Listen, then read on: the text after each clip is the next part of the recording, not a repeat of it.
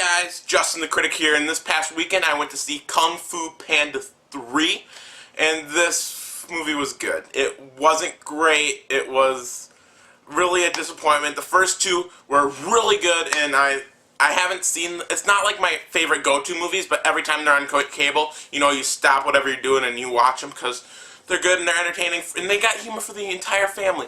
But Kung Fu Panda 3 kind of struggled, for me at least.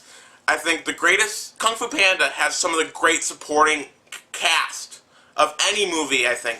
When you got the Furious Five, you got Angelina Jolie as the tigress, Seth Rogen as Mantis, you got Jackie Chan as the monkey, and then his sensei is Master Shifu, who's played by Dustin Hoffman. And that was one of the strengths of the first two, is they had this great supporting cast. And you come to see Po the Panda and Kung Fu Panda, but you stay because of the supporting cast. And in this movie, they focused more on the main character, and that supporting cast kind of wasn't there that often. And when Master Shifu, Dustin Hoffman's great character, when he doesn't do anything in this movie, and you're like, I love that character, and he was so funny in the first two, and then you have Po going off to this panda village and trying to learn, his father teaching him how to become a panda, and that feels more like a plot device instead of an actual character. And you got Bryan Cranston, and it should be a great relationship, but I didn't really feel that relationship between father and son like people that haven't seen each other in 20 years and how you would feel. This movie has it has a villain problem.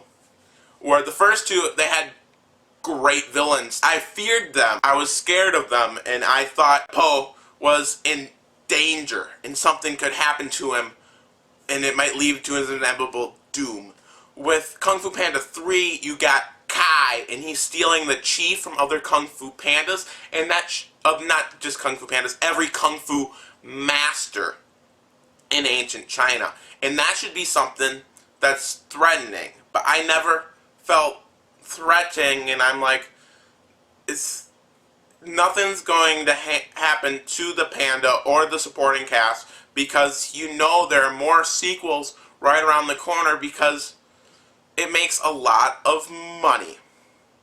But Kai is played by J.K. Simmons in the Spider-Man trilogy and Whiplash. He's one of those anti-heroes which you fear. And I know this is a kids movie, but Lion King, they have Scar, and the other Kung Fu Pandas, they had intimidating villains, and I was never intimidating by Kai.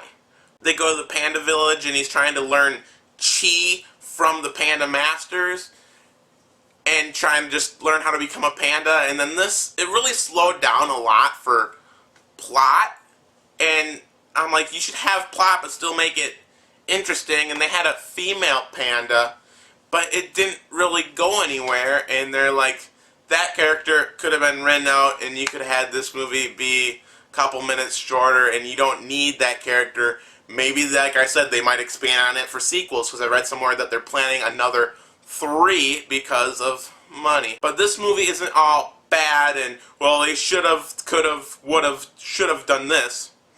It's got, as poets say, awesome action sequences that I'm like, there's no threat, but that looks really cool. In the zombies, the Jade zombies, where they're like, how are they going to get out of this?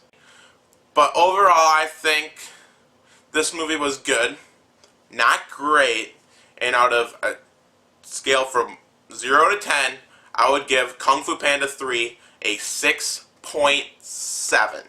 So, thank you for watching.